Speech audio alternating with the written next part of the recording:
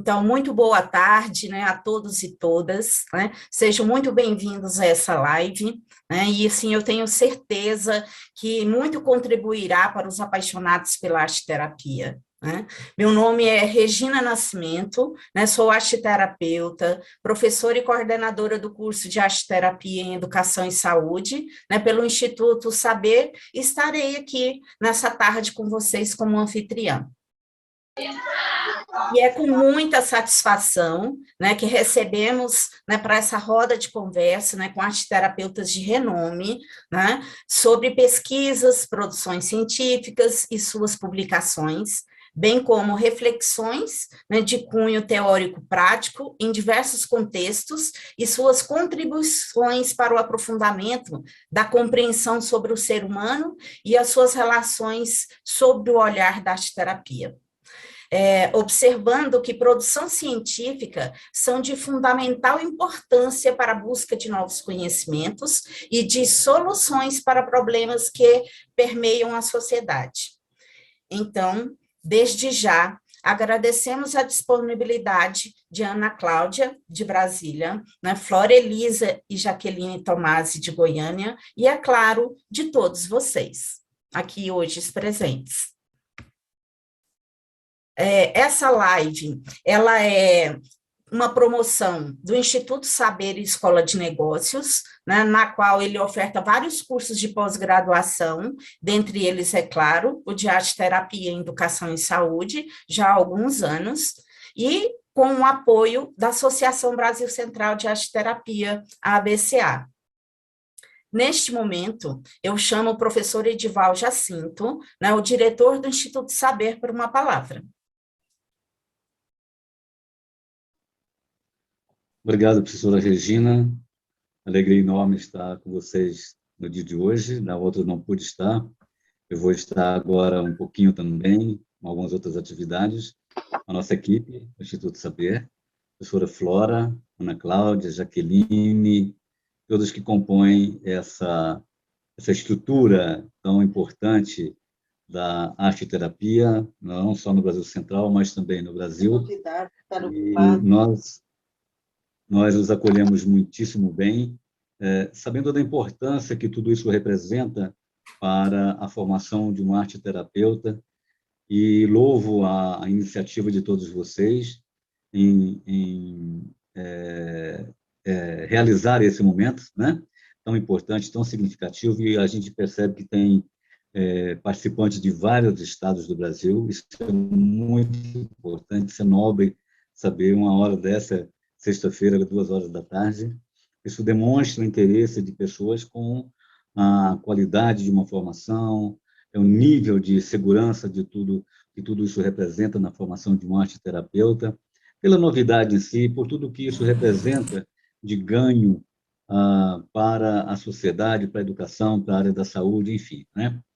Então, muito feliz por estar aqui com vocês e desejo, de fato, de coração, que seja um momento de grande crescimento, né? de uma profunda troca, onde os que estiverem conosco saiam com informações seguras, tirem suas dúvidas, né?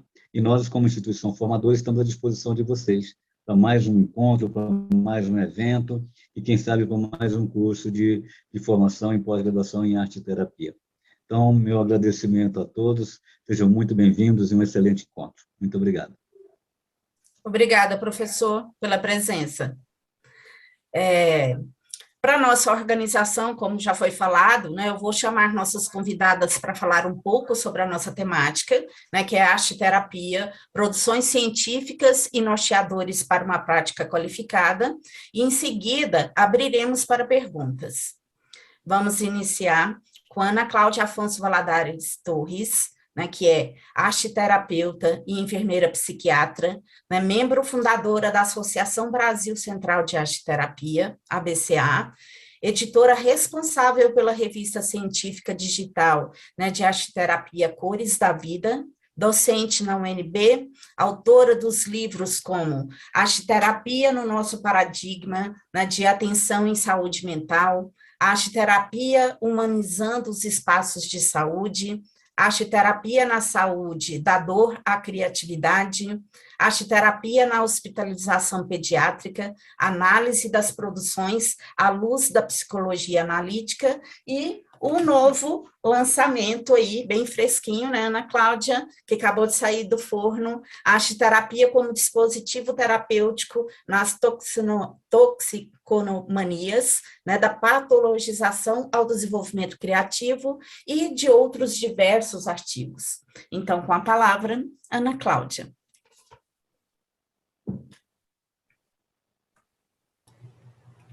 Boa tarde a todos e a todas.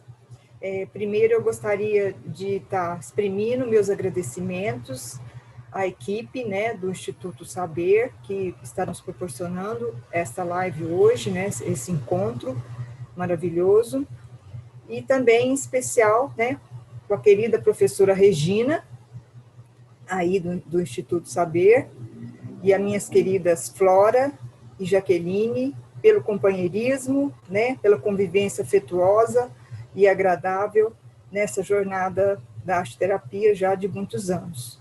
Para quem não sabe, a professora Regina Nascimento foi minha colega de arte-terapia, né, que nós terminamos em 95, então já é uma longa caminhada, e a Flora também, nossa companheira aí, fundadora da arte-terapia, né, da Associação Brasil Central, e também do Conselho Editorial da Revista Científica Cores da Vida, e a gente tem também nossa representante mor, né, agora, que é a Jaqueline, que é a presidente da Associação Brasil Central de Arte Terapia. Então, é um prazer para mim poder participar desse evento, né, dessa roda de conversa, e com pessoas tão queridas.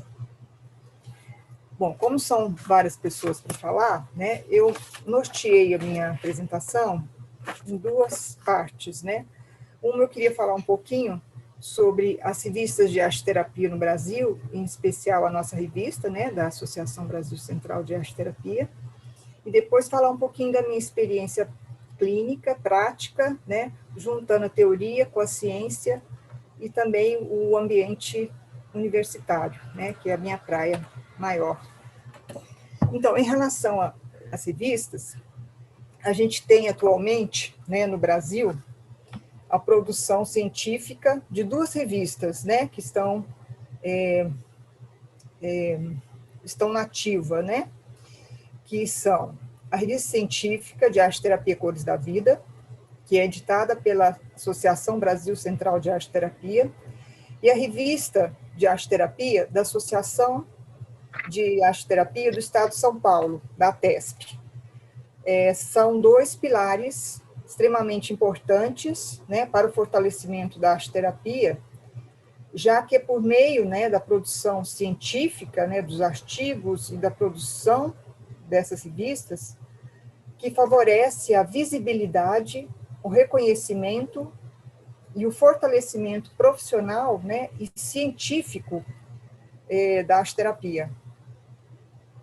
E uma revista como a Científica Arte-Terapia Cores da Vida, ela existe em favor, né, da expansão, crescimento e divulgação da mesma. Então, parabéns aí para a revista. Lembrando, né, que o rigor científico não extrai o criativo, a amorosidade, nem as cores, nem o brilho da arte-terapia, né? As regras, muitas vezes, científicas, elas existem para estruturar o nosso trabalho e não para bloqueá-lo. Porque, às vezes, as pessoas têm dificuldade, né, de produção científica, acham que é cheio de regras e normas, né, e acha que vai bloquear um pouco a questão da criatividade. Como que é feito o trabalho, né? Nós recebemos os artigos das pessoas que encaminham por e-mail, aí cada artigo passa pela avaliação de 2 pareceristas, né, que eles vão dar legitimidade, consistência ao trabalho, né, que foi encaminhado. E aí, esses 2 pareceristas dão uma sugestão de melhorias, né, na estrutura do artigo para que ele possa ser publicado. Então, isso é muito importante. Então, não é só não é o artigo, quando ele é publicado, ele não é visto só pelo autor, né? Ele é visto também por mais 2 pareceristas. E a revista, né, científica Arte-Terapia Cores da Vida, ela publica artigos variados em arte-terapia, então quem quiser mandar aí, tá, é uma oportunidade. Nós fizemos uma edição especial, né, o ano passado, sobre o Covid, né, então foi muito interessante, teve uma demanda bastante grande, e publicamos até um volume bem grande, né, Flora e Jaqueline. E a revista, ela publica 2 volumes por ano, né, um no primeiro semestre, outro no segundo, às vezes a gente atrasa um pouquinho, ou adianta, né, a gente está um pouquinho atrasado esse ano, mas nós vamos lançar os 2 volumes, inclusive porque a gente tem demanda. E eu vou elencar aqui 8 motivos para as pessoas publicarem artigos científicos nas nossas revistas, né? Tanto na nossa quanto na da TESP. A nossa revista, eu queria só falar um pouquinho com a questão do rigor científico, ela foi avaliada pelo Qualis e tem uma nota B5, né? Isso é muito importante, né, para o currículo nosso e tudo. Nessa última avaliação da CAPES, ele não foi avaliado, porque a nossa revista ela ficou um período aí sem ser publicada, né, então eu acho que foi nesse período que eles avaliaram e acabou não entrando no Qualis, mas possivelmente vai estar voltando aí, e isso é importante, porque cada vez ela vai melhorando, né, e se reestruturando. A revista da TESP, ela foi avaliada pelo Qualis, da CAPES, e tem nota B5 atualmente. Então, vamos publicar por quê? Porque a revista, ela é reconhecida, né, pelos arteterapeutas e pessoas simpatizantes no Brasil, ela tem um registro de ISSN, é de fácil acesso, né, os seus volumes são online, né, você pode entrar lá no site da Associação Brasil Central de Arte-Terapia, e são gratuitos, oferece visibilidade da arte-terapia, né, todo um reconhecimento, avanços de pesquisa, né, e é muito importante porque ela também colabora com o alcance de mais leitores, não só de quem escreve, né, ou de quem está ali lendo e tal, mas de leitores do Brasil todo. Mandar artigos fortalece, estimula a produção científica da arte-terapia no Brasil, integra leitores e autores de diversas áreas, né? Aceita artigos nos 3 idiomas, português, espanhol e inglês, e também aceita artigos tanto originais quanto artigos de revisão, de reflexão, atualização, relatos de experiências, resenhas de livros, resumos de teses e dissertações, e também, como o 8º motivo, seria que ela recebe também artigos tanto com os métodos quali ou quantitativos. Agora, eu gostaria de falar um pouquinho sobre a minha experiência clínica, prática, da teoria com a ciência nos ambientes universitários, né? Atualmente, eu tenho 2 projetos de pesquisa em andamento pela Universidade de Brasília, um na área infanto-juvenil de pessoas com doenças graves, como câncer, e outro com pessoas dependentes de drogas. Ambos incluem também seus familiares. Eu tenho o privilégio, o apoio de alunos de graduação em enfermagem, que são meus auxiliares de pesquisa em todos os projetos, né? Então, isso, tem pessoas que me perguntam, é difícil desenvolver projetos na universidade? Não, é até melhor, porque a gente tem os alunos para nos auxiliar, né?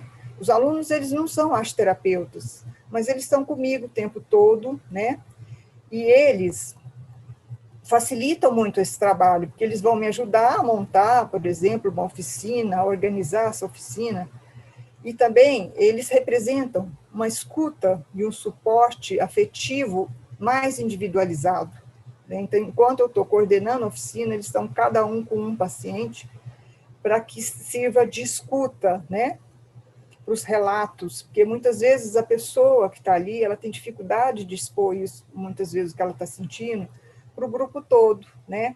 E outra questão, às vezes a gente pede para o paciente, por exemplo, dependente de drogas e tal, escrever, né, algum relato sobre o que ele está sentindo e tudo, aí ele vai dizer, não quero fazer essa atividade. E muitas vezes, não é porque ele não quer, é porque às vezes ele não sabe escrever, né? Ele saiu da escola cedo, tem dificuldade, né? A gente até vê quando eles escrevem esse um português bem errado, então, às vezes tem dificuldade de falar, né? Então, tendo uma escuta ali individualizada, facilita o trabalho. Recentemente, né, eu lancei 2 livros, né, um no começo do ano e o outro agora, e eu queria estar falando mais especificamente, porque a professora Regina me pediu para falar um pouquinho sobre este daqui, né, que é o último lançamento, que é a arte-terapia como dispositivo terapêutico nas toxicomanias, da patologização ao desenvolvimento criativo, né? E nesse livro e nos outros também, eu trago as minhas experiências científicas de arte-terapia desenvolvida ao longo da minha jornada de vida, né? Nesse livro, a arte-terapia, né, eu trago a arte-terapia que favorece o desenvolvimento criativo em prol do sentido da vida, né? Então, eu discuto os alcances e desafios da articulação entre arte-terapia e toxicomanias e enfatizo algumas reflexões à luz da psicologia analítica, né? E eu utilizei a professora Ângela Filippini, Patrícia Bernardo e Maria Cristina Urutigaray, que trazem um pouco da teoria da arte-terapia na psicologia analítica para embasar esse trabalho. Mas, em todas as experiências, eu tenho como aporte a ciência, né? No livro, eu trago a ideia de patologização, que é um termo utilizado para identificar grande ênfase na doença e nos sintomas que a pessoa tem, em contraposição, né, ao processo criativo e inovador que sustenta as atividades de arte-terapia. A arte-terapia como ferramenta de cuidado e saúde mental que visa a singularidade do sujeito, né, olhar a sua história de vida, a criação de espaços de produção de vida, né, e não, assim, correr em relação à cura da doença, que muitas vezes as doenças mentais, elas não têm cura. Então, a gente busca espaços de produção de vida e criatividade, em oposição, né, a essa questão da patologização, que enfoca muito a questão da doença em si e dos sintomas do paciente.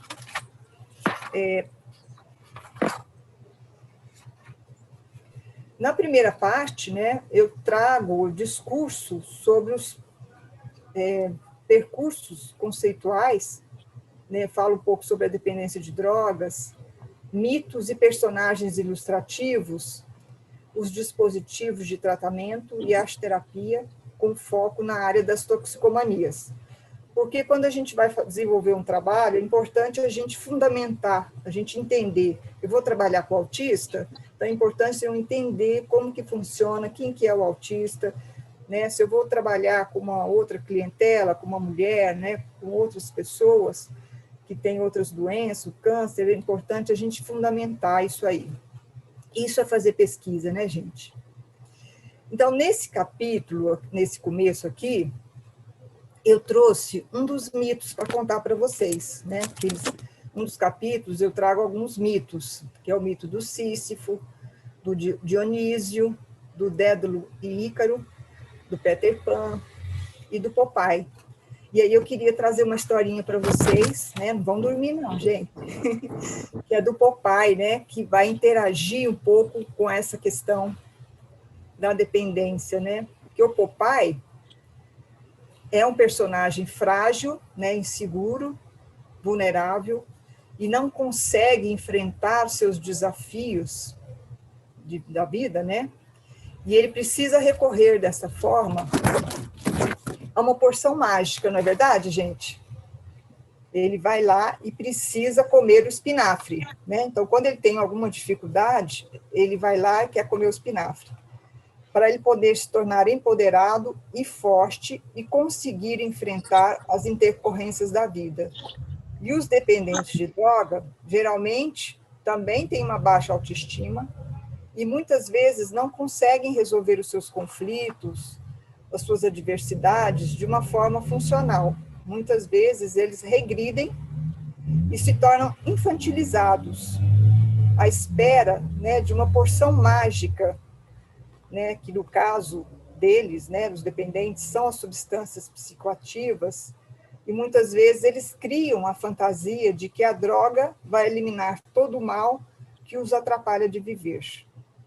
Então, eles buscam consumir a droga, no caso do Popeye é o espinafre, mesmo que ela, né, não dê a eles o crescimento, né, psíquico necessário para eles crescerem, né, para eles enfrentarem os conflitos de uma forma mais funcional e responsável, né, para eles se tornarem mais resilientes e encontrarem saídas mais criativas para eles conseguirem superar e ressignificar, transformar e evoluir com a vida. Né, eles não fazem isso, buscam na substância como se fosse algo mágico. E o Popeye é a mesma coisa, busca no espinafre aquela porção mágica. E isso também é uma realidade nos nossos dias de hoje, né, que essa coisa também da medicalização da vida, que as pessoas muitas vezes buscam nas drogas, né, uma solução para os seus problemas naturais da existência. Então, a gente hoje, às vezes, não pode sentir raiva, não pode sentir tristeza, né? Que vai ali no médico ou um amigo fala, não, você não pode sentir, você não pode ficar triste, né? Você tem que tomar uma medicação. Então, né, a medicalização da vida. Então, impede de você ter o sofrimento, que faz parte da humanidade, gente, faz parte do nosso crescimento. Porque quando você tem esses sentimentos, você vai conseguir elaborar, ressignificar essas adversidades para você se tornar mais resiliente e conseguir lutar, né, contra essas adversidades. Outra questão, né? Gostaram do Popeye? Tem mais histórias lá, hein, gente? Na segunda parte, eu falo um pouco dos percursos metodológicos. Eu vou falar assim só uma ênfase, né, em cada pedacinho aí, para estimular vocês, né, o que é a coisa do científico, né, e também para ilustrar aí. Na parte 2, né, que eu falo sobre o percurso metodológico, eu trago alguns instrumentos, né, de avaliação e análise de dados, que mesmo que eu tenha feito voltado para as toxicomanias, esses instrumentos, eles servem para qualquer cliente, né? Os dependentes são os meus clientes, né, que eu apliquei esses instrumentos, mas eu aplico também com outros clientes, né? Inclusive, alguns eu criei a partir da experiência com crianças hospitalizadas. Então, servem para qualquer cliente. E alguns instrumentos que eu queria falar para vocês, que é o levantamento dos dados sociodemográficos, clínicos, psiquiátricos, em especial um questionário que eu faço sobre arte e lazer. Então, quando eu começo a trabalhar com alguém, né, eu pergunto qual que é o seu conto, a sua história, quais são os seus personagens favoritos, né, que isso muitas vezes vai ajudar. Às vezes eu não preciso trazer o conto, né? Ele já tem esse conto favorito, que aí eu posso já trazer, porque já vai criar um vínculo positivo comigo, né? E muitas vezes a gente tem dentro de nós os próprios potenciais de cura. Então, quando você faz essas perguntas, muitas vezes vem, né, esses personagens. E os personagens que muitas vezes são da infância, da adolescência, né, e que tem a ver com a vida da pessoa, né, e que vai ajudar ela a se empoderar, né, a enfrentar essas questões. Eu pergunto também sobre os sonhos, né? Quais os animais que aparecem nos sonhos, quais os símbolos recorrentes, né? Quais as cores preferidas, quais as músicas, o que a pessoa gosta de fazer no lazer, quais os jogos, quais os elementos da natureza, terra, fogo, ar e água, que ela gosta mais, as preferidas, algumas atividades que ela gosta mais lúdicas, né? Uma vez eu fiz uma entrevista até com uma criança e eu perguntei, né, o que ele gostava de fazer no lazer, e ele me falou que gostava de jogar bola. Para ele, o olho dele até brilhou quando ele falou isso. Então, eu comecei as sessões trabalhando com jogos com bola. Inclusive, a primeira sessão, a gente trabalhou, eu levei uma bola de isopor, onde eu fiz uma imaginação criativa, que ele seria uma bola, como que era aquela bola, né? Aonde que aquela bola estava, para criar esse vínculo positivo com essa pessoa. Outros instrumentos, que também estão no livro, que vocês podem utilizar com vários clientes, são algumas escalas de avaliação, tanto de comportamento, desenvolvimento. Por exemplo, o inventário de depressão e ansiedade de Beck, você pode utilizar até para avaliar se a vivência de arte-terapia foi positiva ou não. Você pode utilizar esses inventários no início do processo, né, quando você começa a trabalhar, e no final, para ver se vai ter alteração nos níveis de depressão e ansiedade de Beck, por exemplo, de qualidade de vida. Eu uso muito esses instrumentos. Porque, Regina, Flora e todo mundo aí, às vezes a gente lê, a gente vê, vivencia que o paciente melhorou. Mas de que forma ele melhorou, né? Então, quando você tem alguns instrumentos que está avaliando um processo no começo, meio e fim, é isso aí que te dá uma fundamentação mais científica. Não é só dizer, ele melhorou, entendeu? Você tem que mostrar a forma que melhorou. Isso que é fazer ciência, né? Eu utilizei também a escala de autoestima de Rosenberg, por exemplo. A gente trabalhou lá com mulheres, né, fazendo maquiagem, que eu tinha uma aluna que ela era maquiadora profissional. Então, a gente utilizou essa escala da autoestima antes e depois da maquiagem, né? Aí ela fazia maquiagem nas pacientes e depois também, e no outro dia a gente fez essa escala da autoestima, para ver se a autoestima delas melhoraram. Que a gente sabe que os pacientes dependentes de drogas e muitos outros têm uma baixa autoestima, né? E a gente precisa melhorar isso. Aí tem outros roteiros também, o termômetro das emoções, de Vergara. Eu também tenho alguns instrumentos que eu criei de saída, né? Que você pergunta como é que foi a satisfação, se foi eficaz a arte-terapia, de 0 a 10, né? Para a gente também pontuar e mostrar o que melhorou. Não basta eu só olhar para ele e ver, você tem que meio que comprovar. Então, quando você faz essas perguntas e tudo, você faz esse levantamento do que é melhor, né? Tem algumas perguntas norteadoras também. E agora vamos para a parte principal, né? Que é as experiências práticas, né? E eu trabalhei no livro, dividi essas partes práticas em 4 capítulos, né?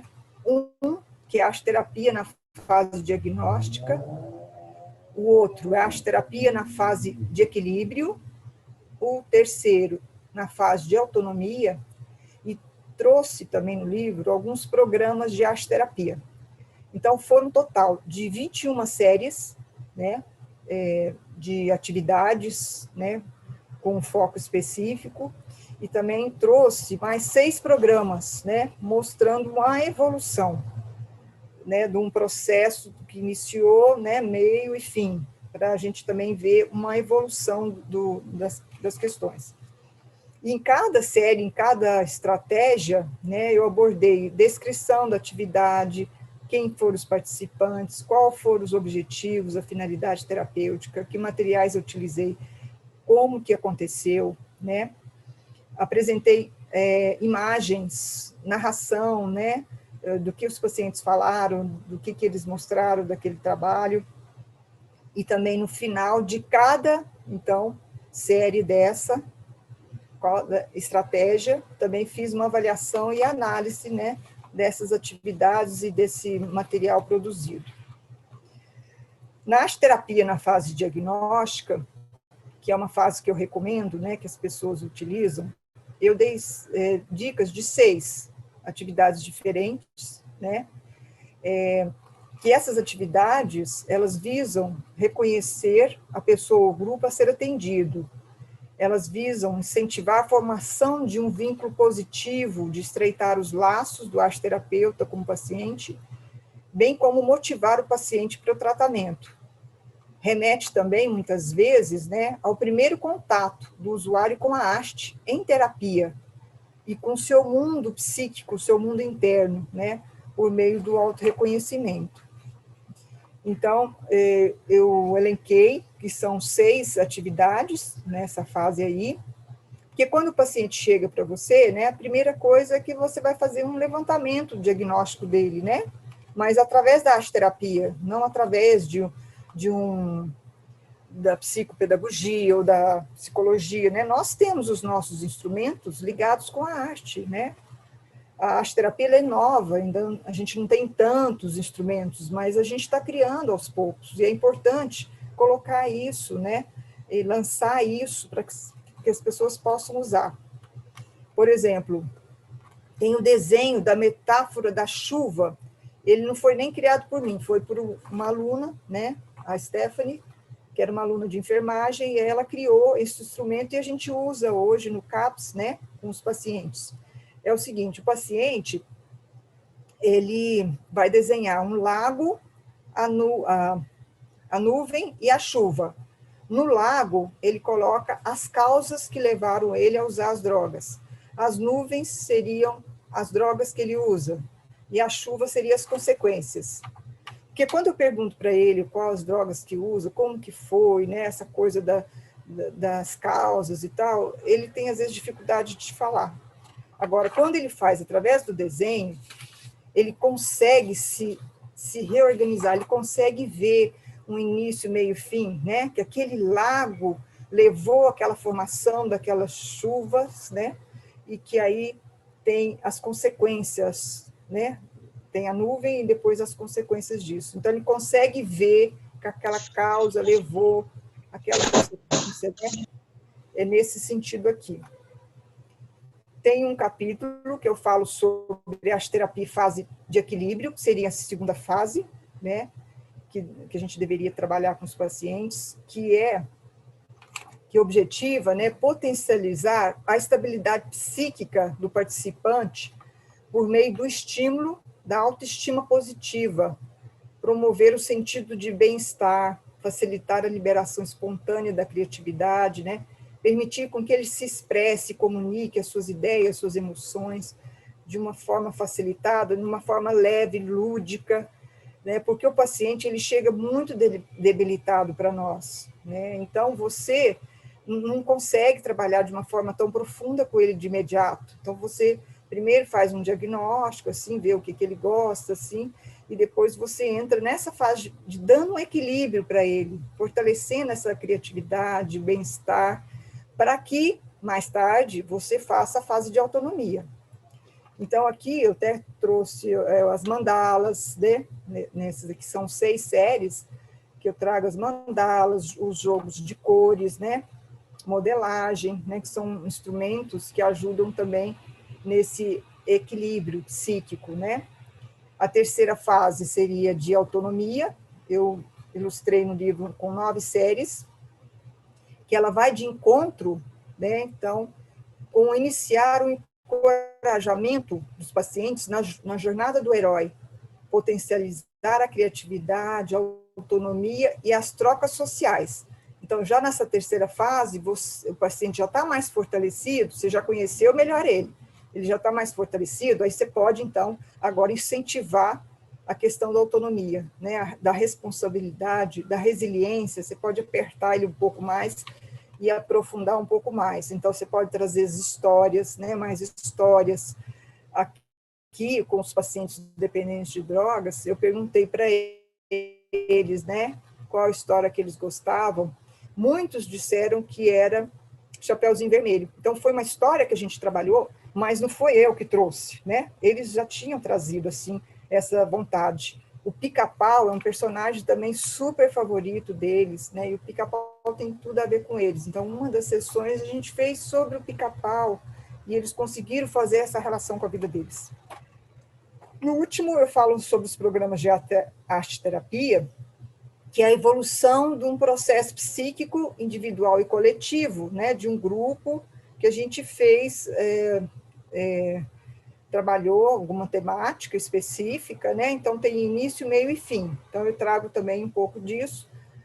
E para ilustrar essa parte aí, tem um trabalho que a gente desenvolveu com mulheres, grupo de mulheres, que seria evolução humana em arte-terapia, que a gente trabalhou inicialmente, elas construíram um nome fictício para elas, uma pasta, depois a gente fez a gestação, né? Então, um dia, como é que foi a gestação delas, depois, como é que foi a infância, né? Aí foi um dia só de infância, trouxeram um amarelinho, foi uma coisa lúdica, mas que também eles trouxeram um pouco dessa vida, né? Da infância, que muitas vezes é muito dura e muito difícil, depois a adolescência, depois a fase adulta, e no último foram os sonhos que eles queriam para o futuro.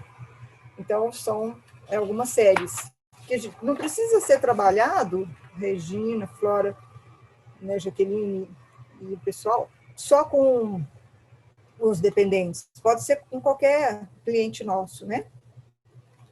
Então, as minhas, eu já estou fechando aqui, porque eu sei que tem muita gente para falar, né?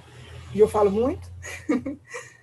Nas minhas experiências, né, que foram desenvolvidas em um território delimitado por tantas vulnerabilidades e sofrimento psíquico, né, muita violência, muita coisa negativa, elas são muito frágeis, né, essas pessoas.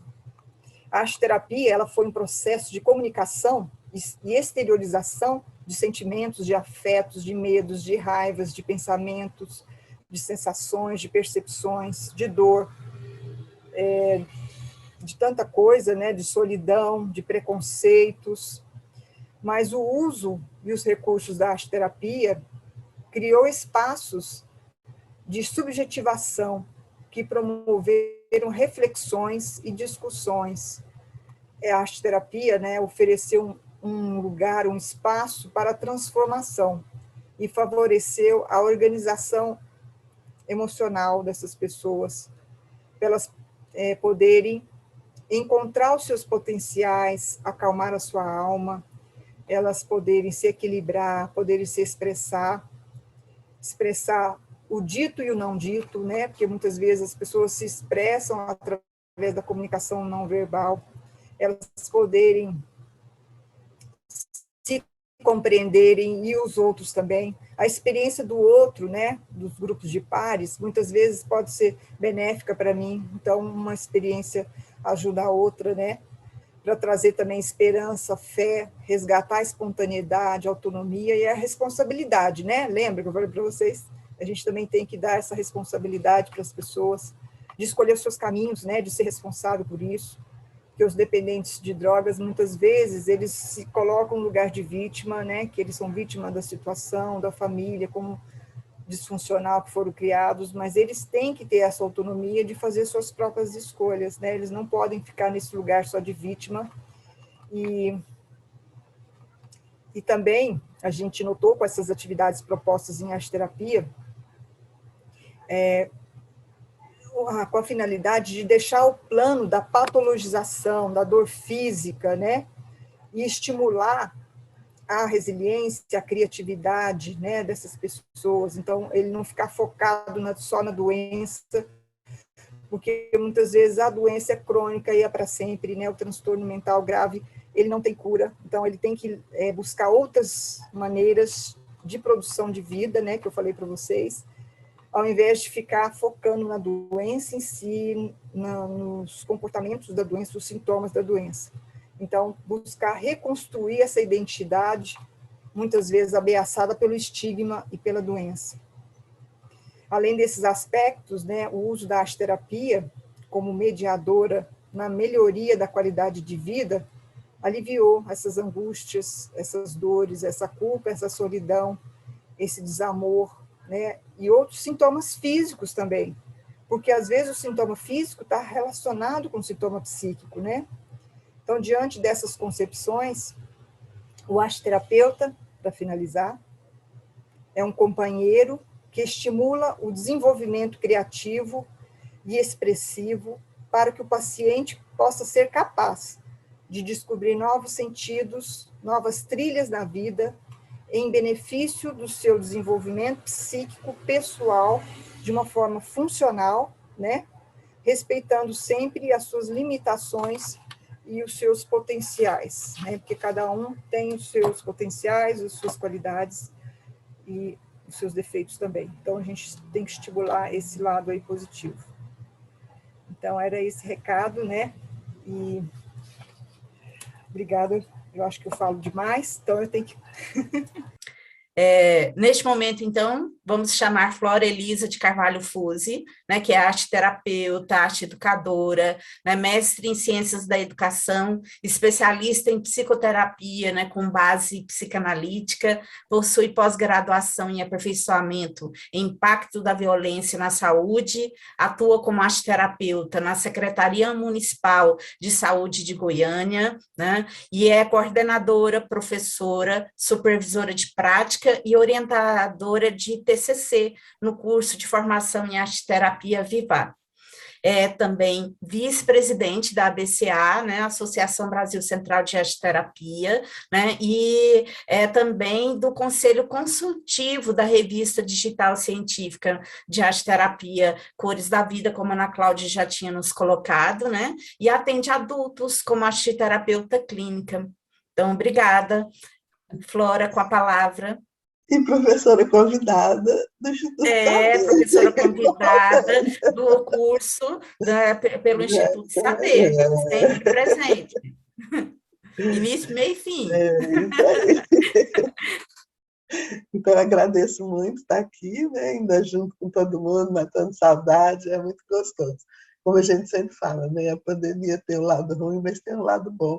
E esse lado bom nunca mais vai acabar, a gente sempre vai poder fazer lives e encontros, né, porque olha assim, quantas pessoas, como a professora Edivaldo falou, de vários lugares do Brasil, né, que oportunidade que a gente tem disso, né. Então, estou muito feliz de estar aqui.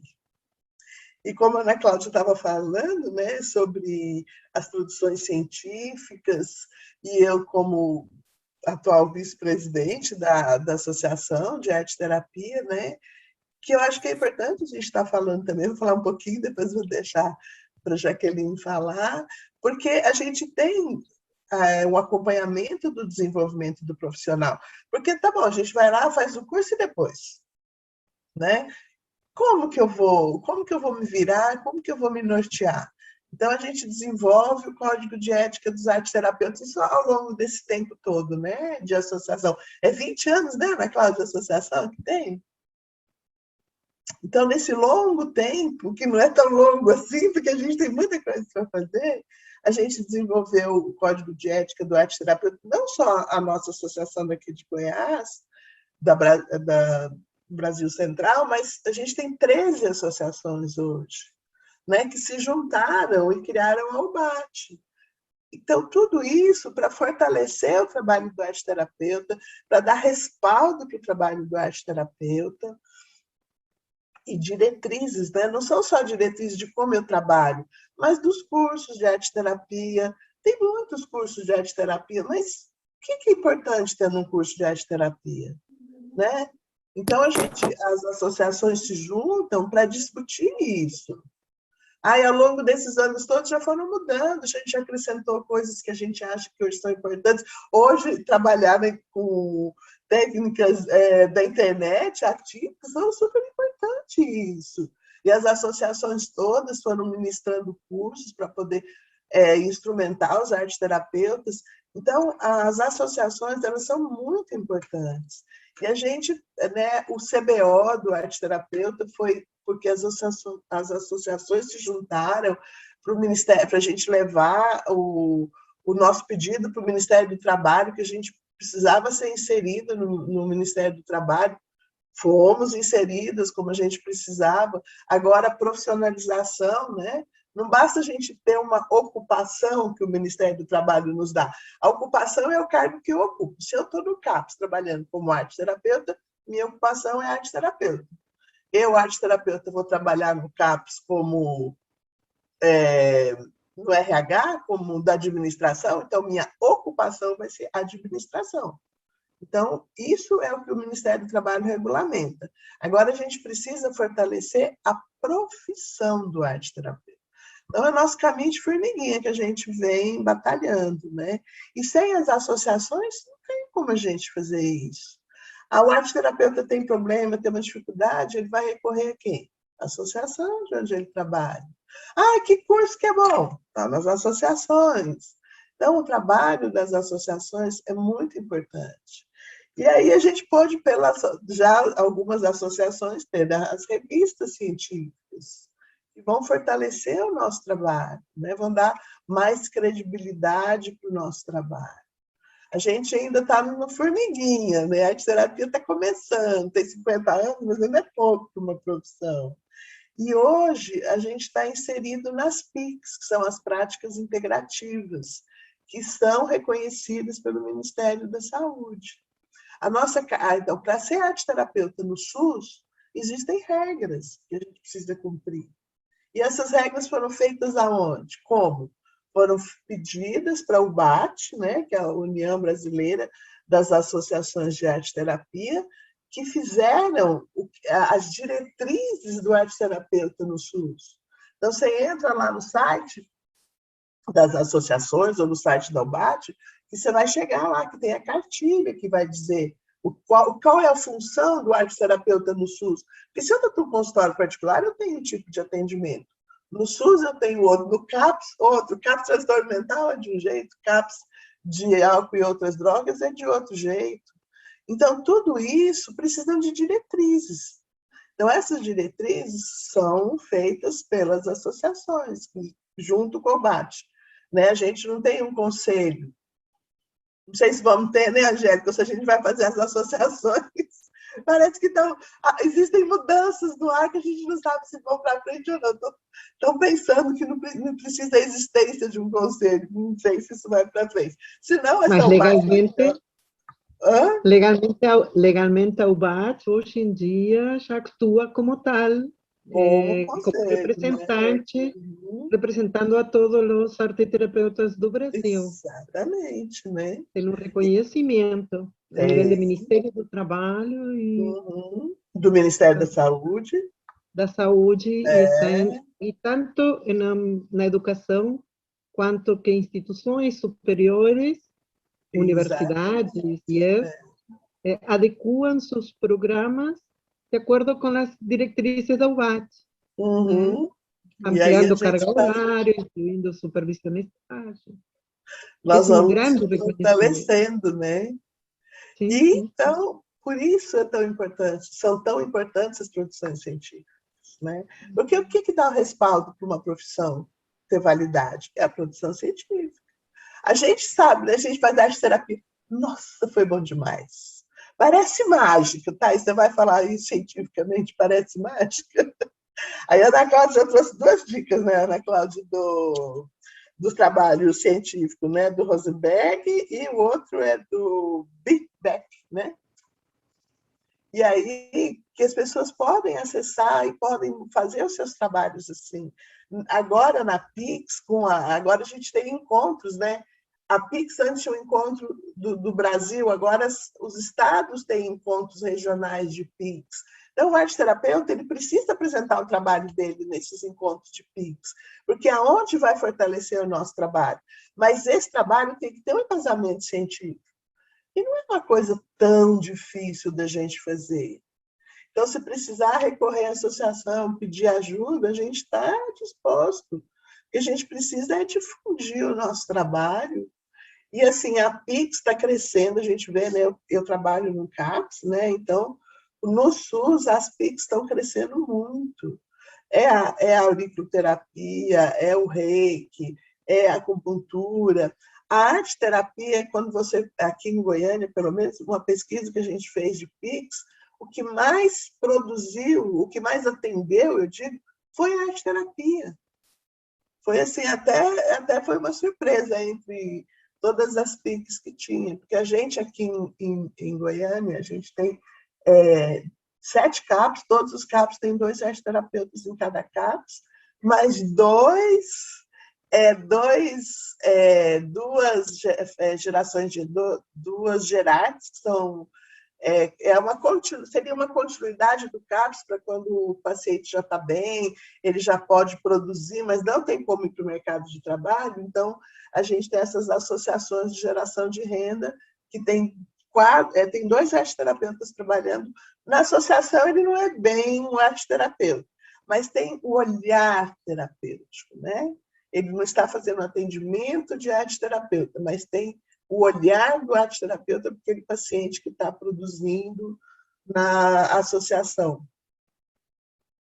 Então, assim, a gente está crescendo bastante, um trabalhinho de formiguinha que a gente vem fazendo. E no CAPS, a gente tem arteterapeuta, tem musicoterapeuta, professor de educação física, psicólogos, médicos, enfermeiros, assistentes sociais. É um trabalho multiprofissional. E, assim, a arte-terapia ela é super bem-vinda no CAPS. O CAPS que eu trabalho, respeita muito o trabalho do arte-terapeuta, sempre foi muito respeitada. E a gente vê como a arte ela é ilustrativa, né? Eu acho que assim, a pessoa desenha ali o que ela sente, que ela não consegue falar. Né? E ela mesmo se surpreende de ter trazido aquilo. Então, eu tenho um grupo de mulheres, que as mulheres chegam no CAPS não pela violência, mas pelo adoecimento da violência. Então, já chegam com transtorno. Pode ser de ansiedade, às vezes o diagnóstico é de esquizofrenia. A pessoa trabalha, cuida da casa, cuida do filho. Então, mas no momento de crise, ela se desorganiza de tal maneira pela violência que parece uma esquizofrenia mesmo. Aí você vai conhecendo a pessoa, atendendo a pessoa, você vê que não é uma esquizofrenia, né? Mas sim um trauma muito grande. Tem um grupo que hoje é de jovens, que são maiores de 18 anos, que o CAPS que eu trabalho é de pessoas com transtorno mental, mas adultos, então, maiores de 18 anos, e a maioria de primeiro surto, os primeiros surtos, né? Então, eu comecei atendendo já os mais antigos, os mais comprometidos, e aí, digamos que vai mudando o perfil, né? O perfil do CAPS vai mudando. Hoje, a gente já não tem mais tantas pessoas que são egressas de clínica ou moradores de clínica, a gente já tem as residências terapêuticas, que essas pessoas que não têm família, que eram moradores de clínicas, estão nas residências terapêuticas, que também continuam sendo atendidos no CAPS, mas está chegando muita gente jovem. E agora, com a pandemia, muita mulher vítima de violência, novinhas, que chegam pela violência, pela ansiedade, né, e não tanto mais pela doença, muita ansiedade, muita tentativa de suicídio. Então, a gente precisa de muito estudo para poder atender e muita literatura para a gente buscar conhecimento, né? Buscar ajuda, supervisão é muito importante, né? Quem está se formando aí, é importante saber o quanto que a supervisão é importante no trabalho, para você poder crescer no seu trabalho. E a associação, as associações que a gente vê, fornecem cursos e encontros como esse, que vão ajudando a gente a achar o caminho. No livro, na classe, tem alguma coisa lá que vai me ajudar. Então, tudo isso é muito importante, né, para o trabalho da gente, para quem está começando, quem trabalha há muito tempo também, porque aí você, com os artigos, você tem coisas novas, você vem buscar ideias, né, para que te ajudem no seu trabalho.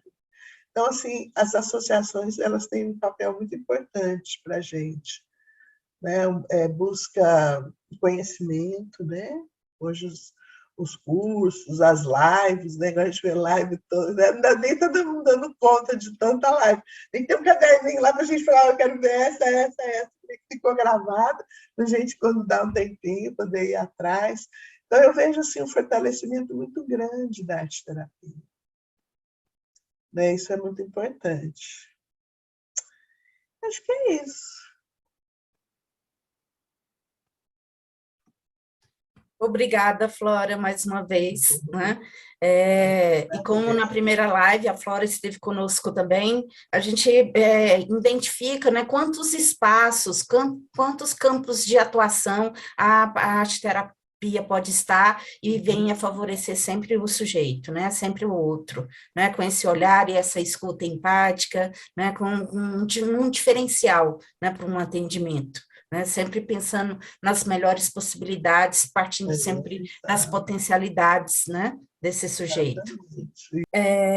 Convidamos agora a nossa querida Jaqueline Comazzi Lemos de Oliveira, né, que é arteterapeuta junguiana, artista visual com ênfase em processos criativos e história da arte, administradora de empresas, né, gestão de pessoas, meditante, reikiana, facilitadora de círculos de mulheres, docente do curso de formação de arte-terapia Vivar, desenvolve projetos e vivências em artes e arte-terapia na saúde, na educação e organizações, atende em consultório privado crianças, adolescentes e adultos, e a nossa atual presidente, né, da Associação Brasil Central de Arte-Terapia, ABCA, né, no biênio de 2020 e 2022.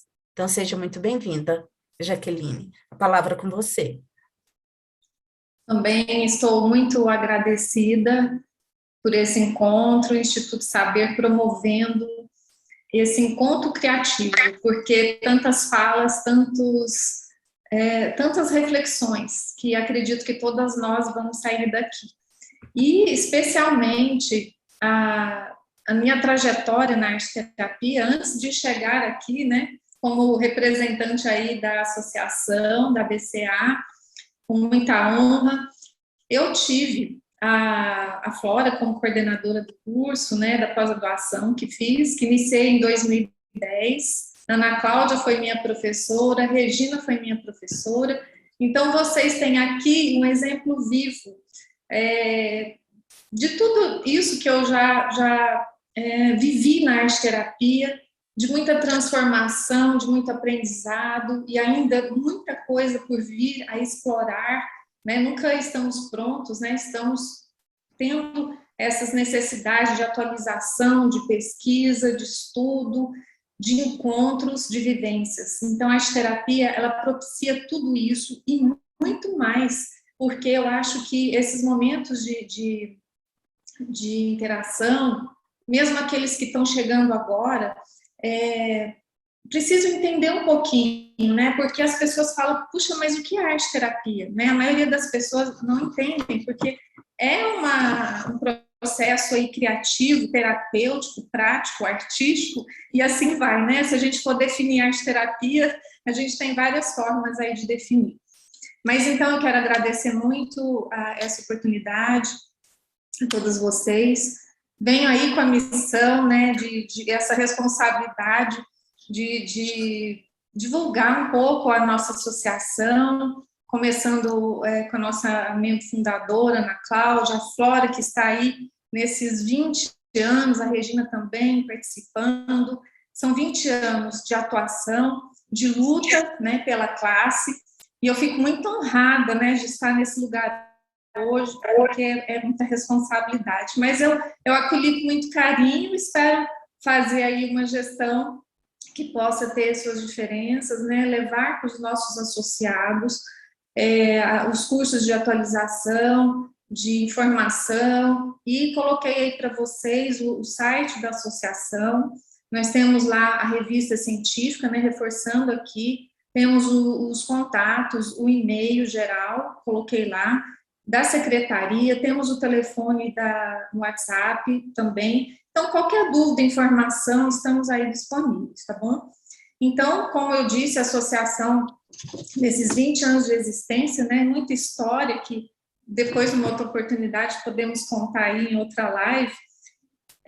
Todos esses itens que a Flora citou, a cartilha que contém as diretrizes, né, para o arte-terapeuta atuar no SUS, temos lá no site, vale a pena vocês darem uma olhada.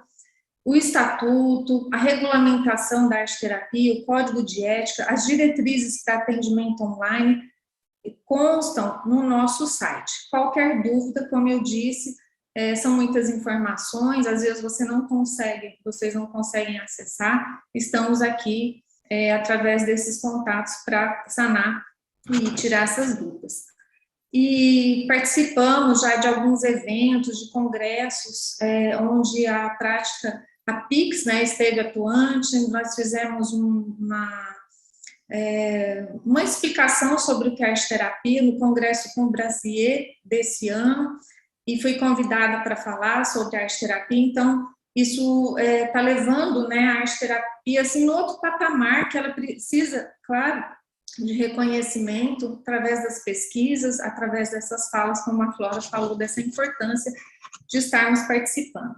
Então, a BCA, o que eu gostaria de reforçar para vocês que, porventura, estão interessados em cursar, nós temos 3 cursos que são reconhecidos, estão lá no site. Um deles é o curso do Instituto Saber, com a carga horária mínima exigida, né, pela UBAT, União Brasileira de Associações de Arte-Terapia.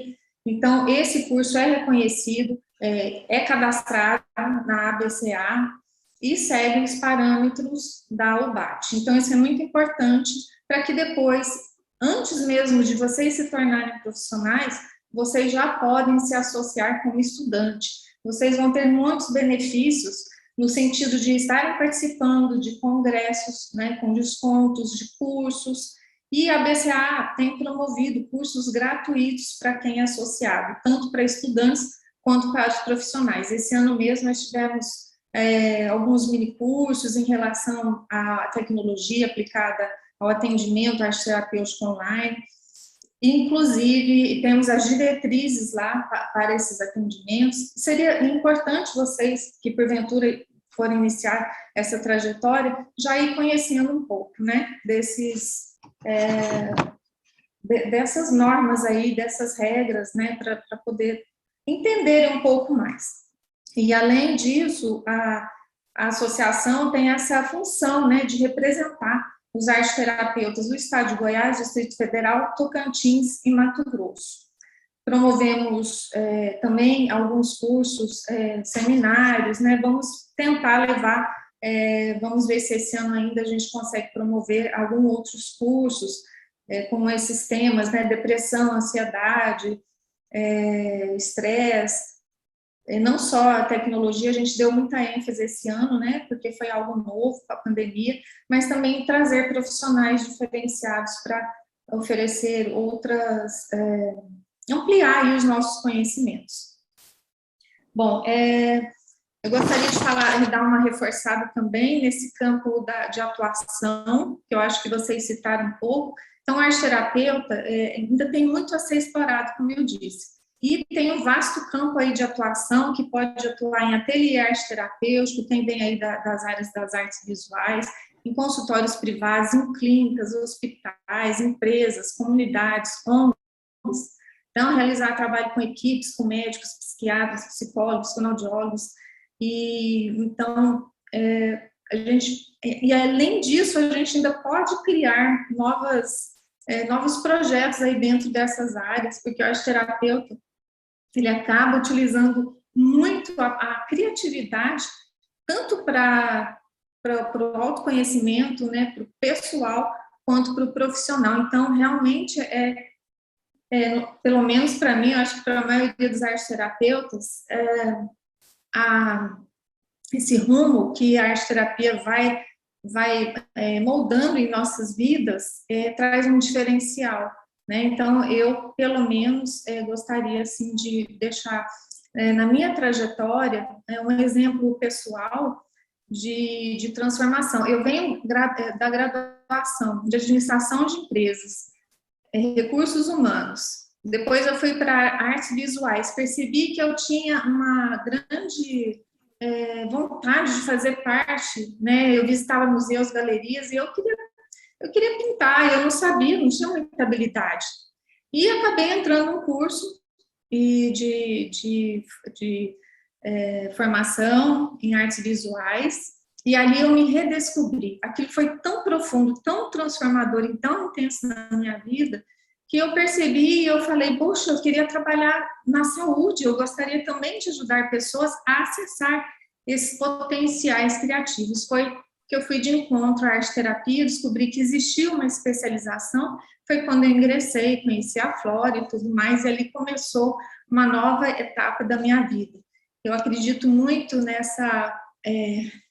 nesse inconsciente, né, o próprio Jung diz isso, que te leva, né, para esses lugares que às vezes a gente nem desses lugares desconhecidos. E a arte-terapia realmente fez uma diferença, e hoje eu trabalho com médicos, com psiquiatras, com psicólogos, profissionais que encaminham seus pacientes para que também possam despertar um pouco, porque às vezes aquela abordagem não está ajudando muito, ou já tinha muitas vezes acabado ali todas as ferramentas, e esses pacientes são encaminhados para a arte-terapia, e ali a gente começa a desvendar, desvelar um novo caminho para esses pacientes. Então, realmente, tem tido resultados muito interessantes, né?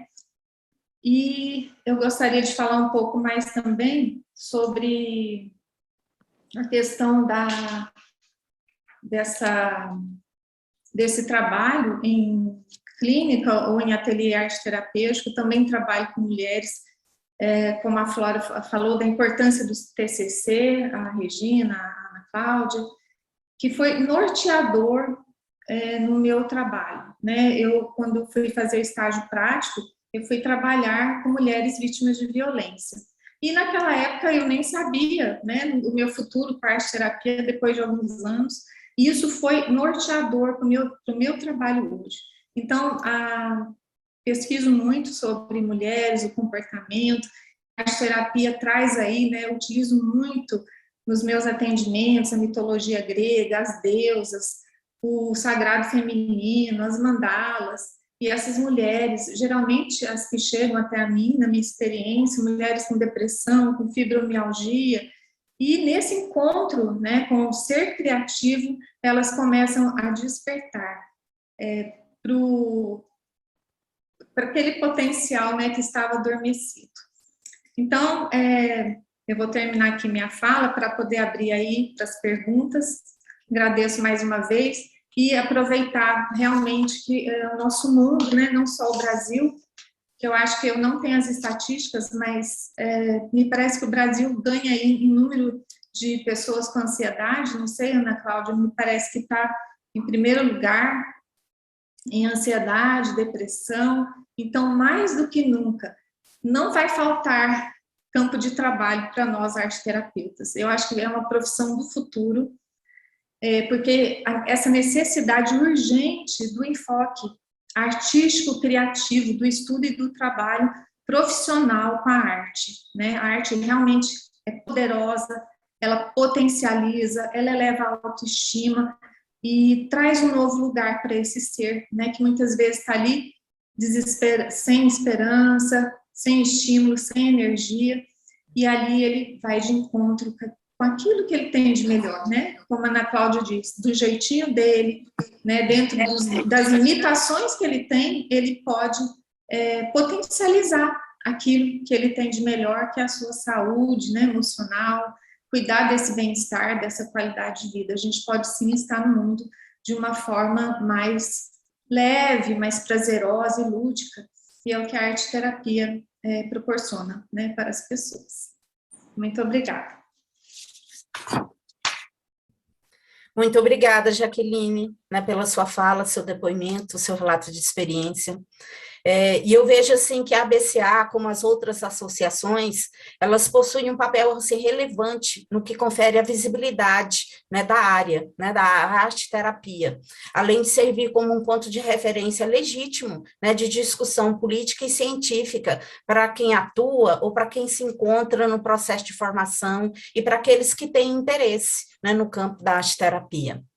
E no que você diz, né, que foi dito aqui hoje, nessa tarde, sobre a importância, né, das produções científicas, né, o curso que é ofertado pelo Instituto Saber tem trabalhado nessa perspectiva, onde as produções científicas, né, elas saem a partir dos dados coletados do estágio que é realizado, né, pelos alunos, né, pelo pós-graduando, amarrado a partir dessa experiência que eles têm ali na prática, e a gente tem várias propostas e produções onde traz questões sobre o envelhecimento, né, temos na atualidade pesquisas sendo realizadas, né, com um grupo de mulheres, né, que vivenciam situações, né, de relacionamento abusivo, temos grupos de arte-terapia na adolescência, né, com meninas em situação de vulnerabilidade, trazendo essas discussões e vendo as possibilidades, né, de favorecimento do melhor entendimento da sua condição, né, por meio da arte-terapia. São adolescentes grávidas e puérperas, né, tem atendimentos de contextos no individual, com questões de ansiedade, como foi colocada, né, questões de depressão, crianças e adolescentes em situação de vulnerabilidade, né, questões sobre o envelhecer. Então, assim, são várias os campos, como a gente já colocou, e são várias as possibilidades, né, de atuação do arteterapeuta. E tem sido muito rico essas experiências, e com certeza, né, as produções que já tivemos, né, nesse contexto científico, e as perspectivas de novas, né, são de relevância, né, que com certeza contribuirão aí para a área. Nós, neste momento, abrimos, então, espaço para alguém, se quiser fazer alguma pergunta, tiver interesse, né, em alguma questão específica, nós estamos à disposição. Alguém gostaria de comentar, colaborar conosco nessa discussão sobre a importância das produções científicas? Gina, eu Oi, queria falar um Tânia. pouquinho. Sim. Primeiro, te agradecer por esse convite, né? É uma área que eu estava com muito interesse de obter maior conhecimento. Você sabe que eu já trabalhei, né, já aí, com você em várias frentes aí na cidade, e quando me veio essa possibilidade de conhecer a arte-terapia, o que me chamou a atenção foi porque, trabalhando, né, com a UNICEF, né, um projeto que trabalha com idosos, né, eu vi o tanto que o poder da arte-terapia, né, de você trabalhar a arte nesse meio, né, do trabalho com idosos. E aí me deu uma grande oportunidade de fazer pela Uninter um curso de tecnólogo em gerontologia, né? E nesse curso foi me chamando a atenção, né, desse trabalho vinculado à arte, né? Só que eu não sabia como fazer isso. Eu estou concluindo, eu tenho que fazer o TCC, inclusive a Flora. Flora, eu vou precisar muito da sua ajuda aí nesse TCC, que eu quero desenvolver com o tema da arte-terapia, né, que já vai para a revista aí também, espero, né, e depois a gente entender melhor como que pode aplicar a arte-terapia nesse trabalho, né, com o idoso, né, com essa faixa etária que é tão carente, né, Regina, de atenção, de cuidados, né, e eu quero contar de uma experiência que eu tive, né, eu não estou em Brasília, eu sou de Brasília, mas não estou em Brasília no momento, eu estou no Paraná, e aqui eu montei um grupo de idosos, né, e foi muito lindo a forma que foi desenvolvido um trabalho de artes, né, da arte, curando eles, né, porque o que alinhou, o que trouxe liga na junção desses idosos foi a arte, né, a gente teve uma professora de arte que ensinou várias possibilidades, com pintura, com tantas coisas que ela trouxe para a gente, e isso trouxe uma unidade muito grande para o grupo, né? Então, eu quero realmente me aprofundar mais, né, no poder da arte-terapia, né, nesse trabalho com idosos. Então, muito obrigada por essa oportunidade, muito obrigada a todos pela fala, várias coisas que eu não conhecia, como associação, vou me aprofundar, viu, doutora Jaqueline, aí, sobre essas questões da associação, ver essas possibilidades que você apresentou aí, e Vamos ver o que vai acontecer aqui para frente. Obrigada, Regina. Obrigada a todos. Nós é que agradecemos, Tânia. Com certeza vamos conversar um pouquinho, né? Agora mesmo a gente estava aqui com a presença da Selma Trindade, ela teve que sair para atendimento, e ela desenvolve um trabalho de arte-terapia pela UNICEF, né, com um grupo de idosos, tendo como base o corpo, né? Um trabalho muito bonito que ela tem feito nos últimos tempos, né? Passou pela formação em arte-terapia, né? Está fechando a conclusão. E vamos aguardar a Tânia para conosco. Complementar esse time. Alguém mais gostaria? Como foi colocado aí, né, o curso do Instituto Saber, ele segue, né, as normativas, as regulamentações, né, pela UBAT, onde ela elenca algumas disciplinas como principais, né, sendo de relevância, né, dentre elas, né, essa questão do arte, né, a gente busca também fundamentos, a gente segue a linha junguiana, né, seguindo aí os princípios de Jung, né, e o quanto ele nos contribui nesse contexto para um melhor entendimento, né, traz disciplinas como o trabalho final, né, todas as últimas turmas foram, né, trabalhadas com foco na produção de artigos científicos, né, e vamos continuar nesse processo, né, como foi colocado aqui hoje, sobre a importância, né, para favorecer aí o reconhecimento e ampliar, eu falo ampliar a legitimidade, porque eu vejo a arte-terapia como legítima, né, e a sua atuação em todos esses espaços. A produção científica, como a Ana Cláudia colocou, vem colaborar mais ainda para esse reconhecimento, né, dando maior visibilidade. Temos alguns comentários aqui no chat, a gente agradece a colaboração de todos, né, com suas falas e depoimentos, e temos mais alguns minutinhos, se alguém quiser fazer. Eu tenho uma para a Ana Cláudia, só para aguçar mais um pouco a curiosidade e o gostinho, né, para a gente cair na leitura com mais profundidade nos livros. Ela falou muito sobre a questão do diagnóstico, né, e as possibilidades, né, desse processo início e meio e fim no atendimento, né, arte-terapêutico. Eu queria, se fosse possível, ela nos relatar, por exemplo, uma proposta, né, de avaliação diagnóstica usando a arte-terapia, se for possível. Um relato. Sim, falei para vocês, né, daquele que a pessoa faz o desenho, né, do lago, das nuvens, no sentido também dela entender, dela se colocar ali, não é um diagnóstico assim, uma coisa fechada, que vai falar, ela está com isso ou aquilo, mas assim, de entender o processo dela, desse adoecimento de uma forma geral, porque quando ela, por exemplo, coloca lá o desenho, ela começa a contar um pouco mais sobre a história de vida, desde o nascimento, como é que foi o processo. Então, é mais nesse sentido assim, entendeu? Desse diagnóstico assim. Agora, a gente usa também alguns instrumentos de avaliação, né? De qualidade de vida. Inclusive, a Kátia está aqui, ó. A Kátia, ela é aluna de arte-terapia, mas ela já é uma profissional aí de muito tempo, e ela está entrando numa disciplina nossa, que é de arte-terapia na graduação. Então, ela faz umas vivências de encontros poéticos com os nossos alunos, 4 encontros.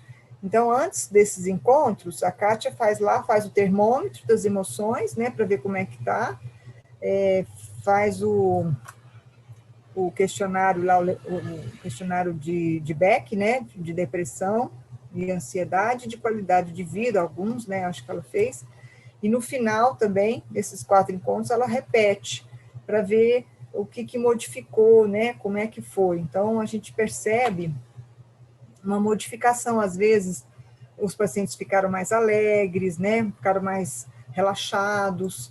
Eu tenho alguns artigos, Regina, que trabalham até com esses instrumentos especificamente, um grupo de mulheres. Se quiser, depois eu passo aqui no chat, eu procuro, que a gente trabalhou especificamente esses instrumentos, né? Eu acho que também tem um livro,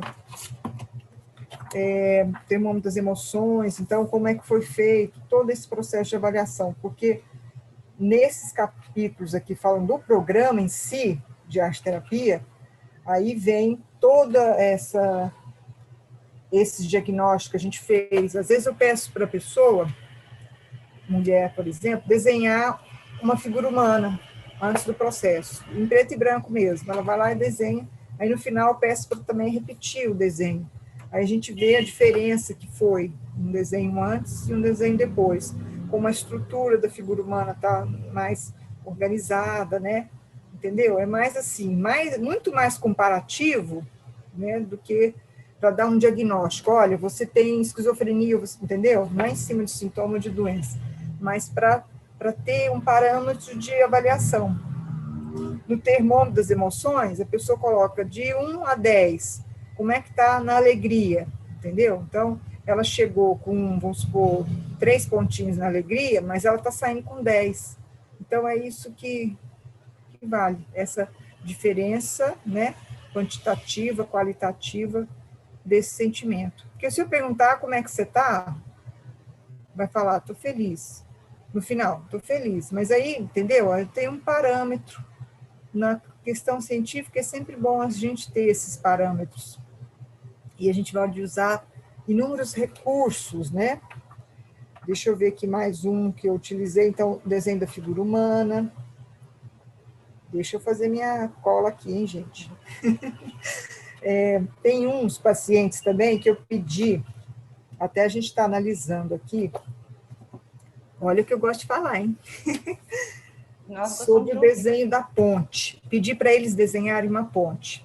A gente conseguiu, durante um ano, capturar 108 desenhos. Então, eu já fiz algumas análises desses desenhos da ponte, e hoje, né, nós estamos fazendo, junto com os meus alunos, uma análise, são TCCs dos alunos, que a gente vai, a Flora está até na banca, daqui 2 semanas vai apresentar. Então, a gente pegou os desenhos da ponte. Aí eu dividi pessoas que tinham um dia de tratamento até, acho que 6 meses, até 3 meses, quem tinha de 6 meses a 2 anos e quem tinha mais de 2 anos. E estamos comparando esses desenhos desses 3 grupos, né? Para avaliar se está tendo diferença ou não. Porque quando eu peguei inicialmente, eu falei, não vai dar diferença nenhuma. Porque se você olhar, porque eu achava que todos os desenhos, pessoas que têm 2 anos de tratamento, achavam que os desenhos seriam muito melhores, né? Mas às vezes a pessoa, ela não está tão bem, às vezes ela teve uma recaída, né? Então voltou para um outro estágio de mudança, que a gente fala lá de pré-contemplação ou contemplação.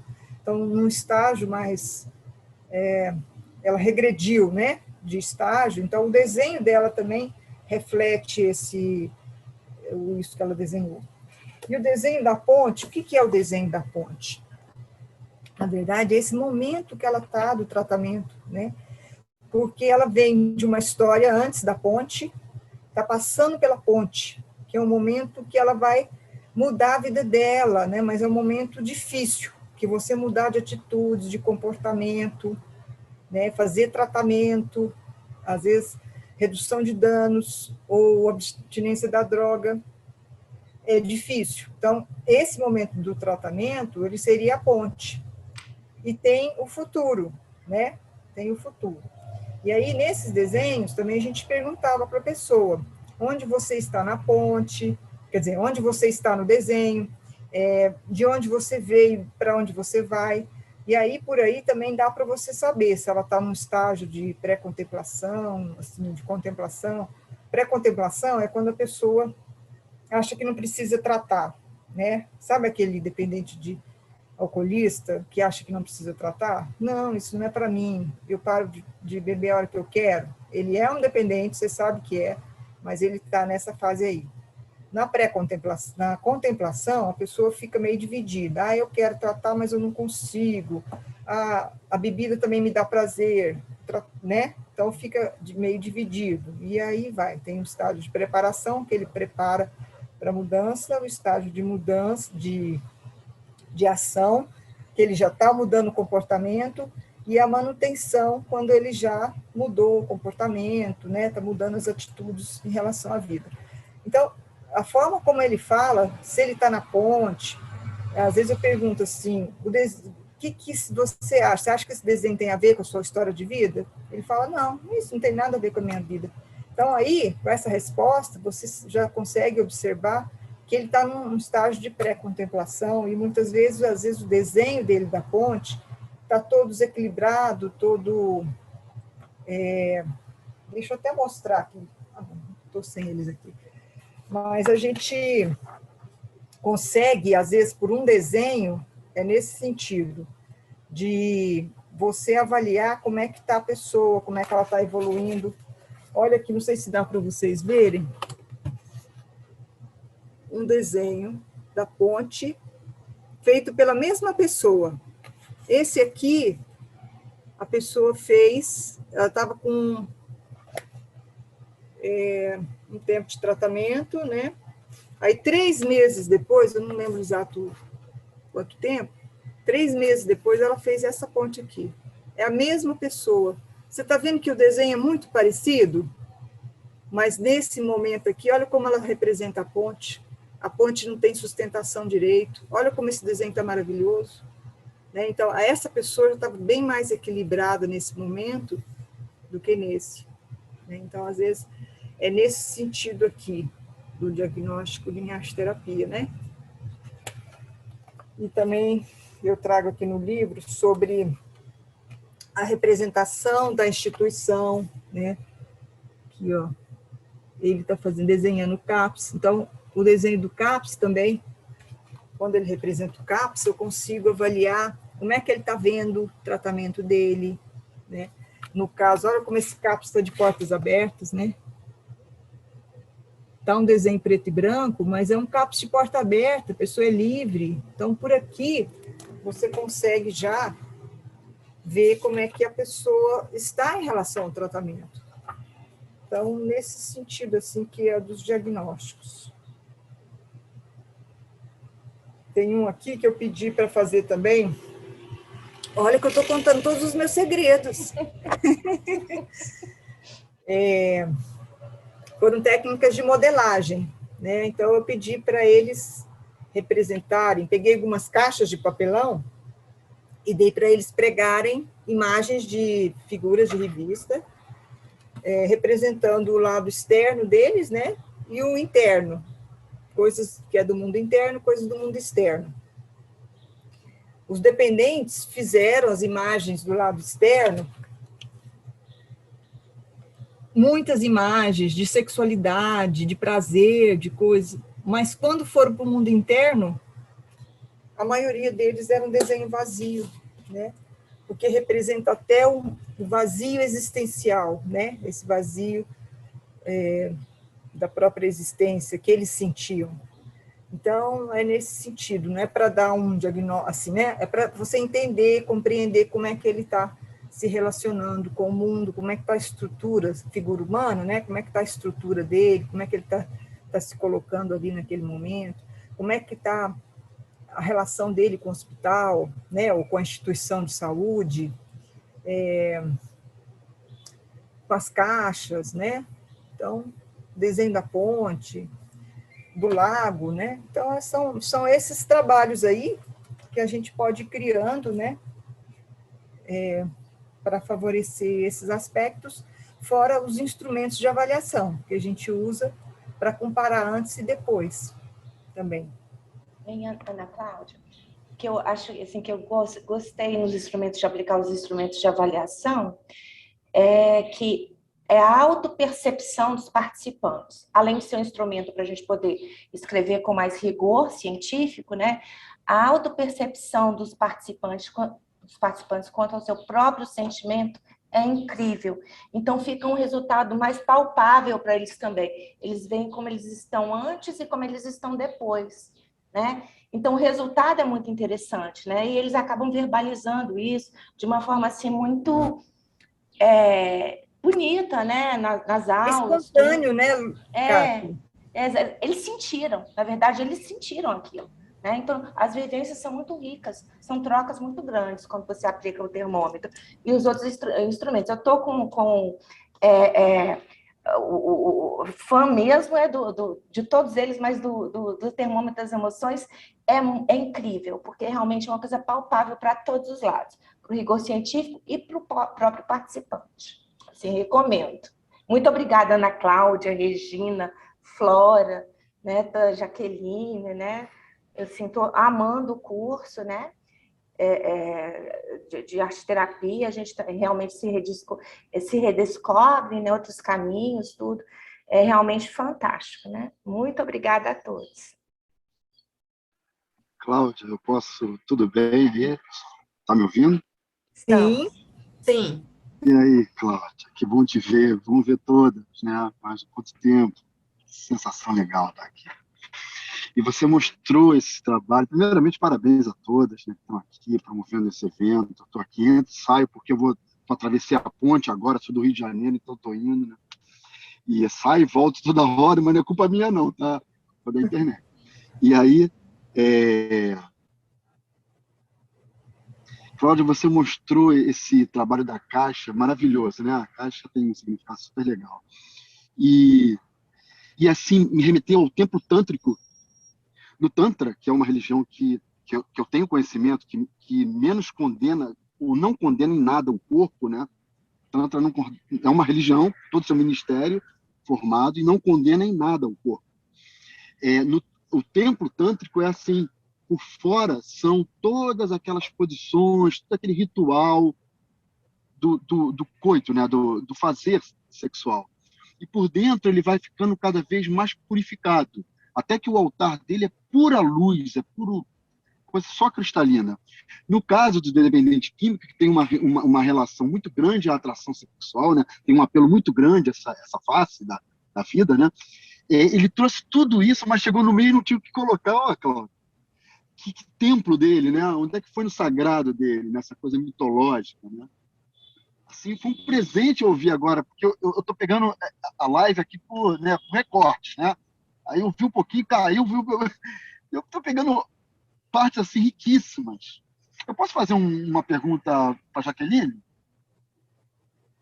Posso? Deixa eu só te apresentar, Paulo. Paulo é um grande arte-terapeuta das antigas, nosso amigo aí, trabalha muitos anos com dependentes de drogas, é um grande. Obrigado, Paulo, por estar participando aqui com a gente. Obrigado você por não esquecer de mim, está sempre me convidando. Deixa a polícia passar aqui, porque a gente vive num país que nem sempre é. E aí... Oi, Paulo, estou aqui à disposição. Oi, Jaqueline. Que eu puder responder, vamos lá. Vai poder, eu vou te agradecer muito. Então, eu tenho uma companhia de teatro, Cláudia sabe, de 20 e poucos anos de companhia, e eu trabalho muito teatro institucional. Então, trabalho muito com o RH, conheço, né, o idioma, toda essa galera, né, que faz justamente essa humanização, né, dentro das instituições. Aí eu te pergunto, como é que você, pelo que eu ouvi assim, caiu e voltou, desculpe, talvez nem seja nem sabendo fazer uma pergunta legal, mas eu quero muito saber de você, queria ouvir de você essa sua experiência de arte-terapia /RH. É isso. Como é que funciona? Algumas empresas, dependendo, como eu trabalho, o meu esposo ele é médico, e eu fui procurada algumas vezes para levar um pouco da arte-terapia para equipes, né? Antes de eu ser arte-terapeuta, eu trabalhei com RH de uma forma tradicional, vamos dizer assim. Numa empresa grande, conceituada aqui de Goiânia, e depois dessa trajetória toda, eu percebi que eu podia estar utilizando, e aí as pessoas começaram a querer entender como que eu poderia, então, levar a esse despertar criativo no trabalho de equipes. Então, da mesma forma que a gente trabalha com grupos, nós podemos estar fazendo um levantamento das necessidades dessa empresa, qual que é o ponto focal, se é relacionamento interpessoal, se é trabalhar o grupo, para que eles possam desenvolver mais a criatividade, o trabalho em equipe. E eu estou tendo uma experiência agora interessante com agências de marketing. Eles me conheceram através de um trabalho de consultoria e ficaram muito interessados. Então, eu estou fazendo uma proposta para levar para... Porque, como a Ana Cláudia colocou, a arte-terapia, ela faz, ao mesmo tempo, diagnóstico e intervenção, e já vai elaborando as questões ali naquele momento da intervenção. Então, a partir do momento que a gente levanta as necessidades da empresa, nós podemos levar temas que vão ao encontro daquelas necessidades. Então, nós temos um repertório muito grande. Aí eu vou criar uma vivência com um grupo, de acordo com trabalhar para saber como que eles estão em termos de interação, se está faltando mais escuta, se está faltando um pouco mais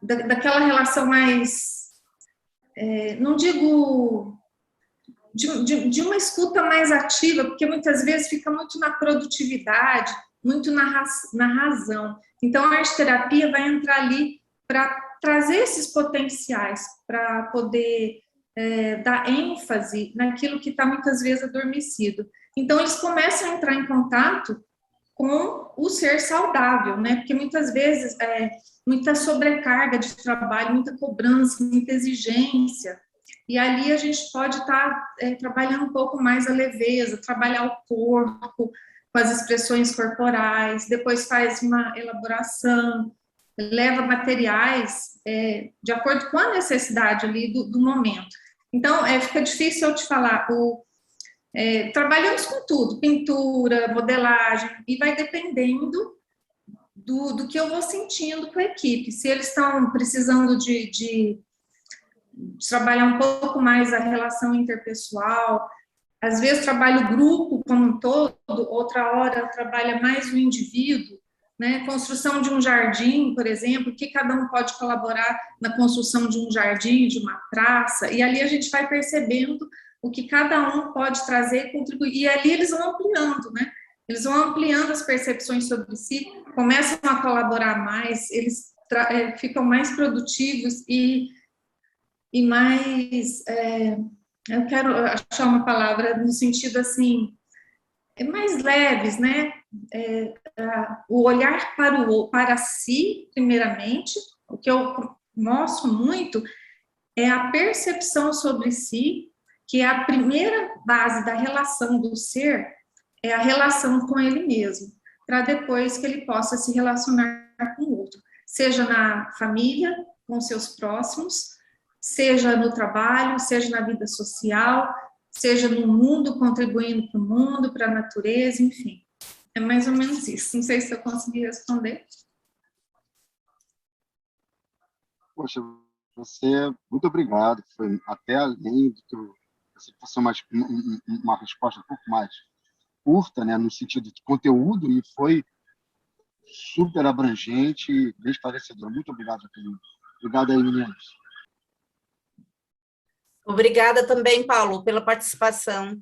Eu gostaria de chamar o Evandro, do Tocantins. Ele disse que tem uma pergunta. Pode falar, Evandro.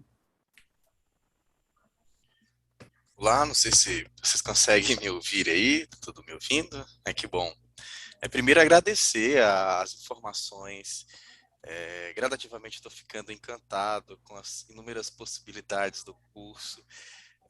Não só em ter mais um aprendizado, mas principalmente em levar essa possibilidade de contribuir com a vida de alguém, de grupos, enfim.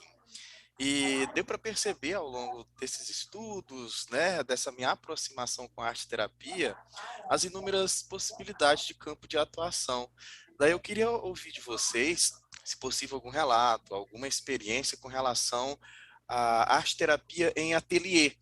Né? De princípio, é uma das coisas que me levou a procurar esse campo. Eu pensei aqui em abrir um ateliê, que eu sou formado em artes visuais, mas me incomoda essa possibilidade de ensinar técnica, porque eu sinto que eu posso ajudar um pouco mais.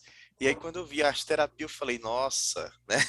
De repente aqui eu me encontro, eu estou querendo me encontrar nesses novos espaços. Daí eu queria ouvir um pouco a possibilidade de relatos das experiências de vocês com relação à arte-terapia em ateliê.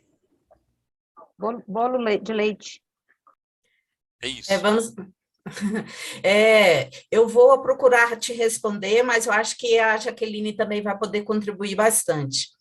Quando eu me formei em arte-terapia, há muito tempo atrás, né, como a Ana Cláudia já falou, né, eu montei um ateliê de atendimentos especiais, e éramos uma equipe multidisciplinar nessa proposta, né, e aí a gente fazia, então, esse atendimento, tinha propostas de atendimento individualizado, né, e de acordo com as demandas, era encaminhado para outros profissionais, e fazíamos um trabalho de forma coletiva, né, em termos de atendimento, e tínhamos também algumas propostas de atendimentos de grupo, né? E assim, as possibilidades são muitas, né? E muitas vezes a gente fazia parcerias que tinham um contexto também de indicações do contexto educacional, a gente fazia algumas parcerias com instituições, né, que também nos faziam encaminhamento. E assim, especialmente, lembro bem de uma criança que nós atendemos de forma coletiva, ela tinha síndrome de Down, quando ela chegou, ela tinha algumas questões de queixas no aspecto comportamental e algumas dificuldades no contexto educacional. E com os atendimentos, né, não foi muito tempo, né, ela não lia quando ela entrou no atendimento, e aí com o tempo não foi muito demorado ela mudar, haver mudanças no aspecto do comportamento, a postura diante desse processo para aprendizagem, ela começou a ler, mas ela não começou a ler soletrando, ela disparou a ler com estruturas complexas, né, para uma surpresa até para a gente, né, numa sequência desses atendimentos, posteriormente, ela inclusive começou a trabalhar como jovem aprendiz, né, conseguiu se inserir no mercado de trabalho, né, então a gente identifica assim, o quanto que a arte-terapia pode favorecer e contribuir, né, nesses diferentes espaços, né, como a gente já conversou em outra live, né, é um campo para a gente abrir, né, existem muitas janelas e cabe a nós transformar essas janelas em portas, né? Jaqueline, você gostaria de falar um pouquinho da sua experiência? Sim, gostaria, sim. Eu passei por essa mesma... esse mesmo questionamento, enquanto eu artista, eu estava naquele mundo ali de vaidade, de exposições, eu artista, minha obra, minhas cores, meus temas, e eu percebi que eu podia avançar um pouco mais e levar a arte para as pessoas, de uma forma extremamente transformadora, mas transformar o quê? Né? Então, não eu mas eu poderia ser uma facilitadora. Com aqueles recursos que eu tinha aprendido, eu percebi que a arte me possibilitou um autoconhecimento, uma expansão de consciência e de mudança de postura em relação a mim, ao mundo, né, e às pessoas. Basicamente, eu trabalho nas duas... É por isso que eu falo que a arte-terapia ela tem tantas possibilidades e todas elas estão ok dentro dessa metodologia, né? Nós temos uma metodologia própria, né? Arte, psicologia, antropologia, vamos estudar os mitos, filosofia. Então, temos um repertório muito grande para estar utilizando. E a história da arte, ela é incrível para levar dentro de um ateliê arte terapêutico. Então, você pode trazer os grandes gênios da arte, Van Gogh, Renoir, Monet, pegar aqueles movimentos, né? Às vezes eu mesmo, vou te dar um exemplo prático, eu coloco, pego uma obra de arte, um livro do Van Gogh, ou abro na internet, hoje a gente tem aí alguns sites que você pode estar mostrando as obras, e o cliente escolhe uma obra, então eu vou mostrando algumas, ou ele vai folheando no livro, se é presencial, claro, com todos os cuidados, né, hoje, com a questão da pandemia, e ele escolhe uma obra para fazer uma releitura, por exemplo. Então, ali, ele já se identificou com cores, com gestos do pintor. Claro que ele, ali depois, é só um estímulo, né? Porque a arte-terapia, ela tem início, meio e fim. Eu acho isso muito importante no processo terapêutico, como a arte-terapia, nós utilizamos uma sensibilização, que é esse estímulo primeiro, de entrar em contato com o seu eu interior, com as suas questões ali, mas que estão a nível inconsciente no primeiro momento. Então, estimulamos com contos, com histórias, com a observação de obras de arte, no caso da história da arte. Então, ali ele vai já começar a acessar esses, vamos dizer, esses potenciais que estão ali adormecidos. E, no segundo momento, oferecemos um papel ou uma tela, tintas ou lápis de cor, vai depender do que a gente quer trabalhar, porque na arte-terapia os materiais têm qualidade terapêutica. Então, é muito importante o arte-terapeuta, ele...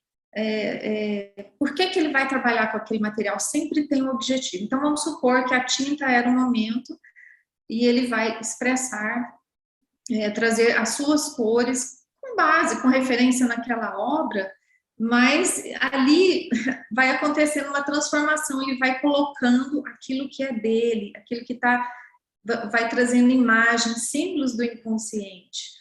E ele vai manipulando aquelas tintas, cores, gestos, mas com a marca dele, né? E a arte-terapia, o que acontece? Nós não interpretamos absolutamente nada, nós facilitamos e estimulamos para que essa jornada, para que essa trajetória seja de autoencontro, e ali ele vai percebendo que ele é capaz, ele está fazendo escolhas de cores, de gestos, vai tendo uma autonomia, né? Porque muitas é um espaço que é protegido, que o arte-terapeuta vai criar ali nessa energia psíquica, a arte-terapeuta, por isso que é a arte-terapia, porque sem o arte-terapeuta, a arte-terapia não existe, né? E como nós somos muitos, às vezes aqui, temos a formação em artes, nós não vamos ensinar o nosso jeito de pintar, nossas técnicas. Eu também tinha essa dificuldade, porque as pessoas me procuravam para dar aula de pintura. Eu falei, não, eu até não quis fazer, vai fazer mestrado, eu fui aluna especial de mestrado, eu não era isso bem que eu queria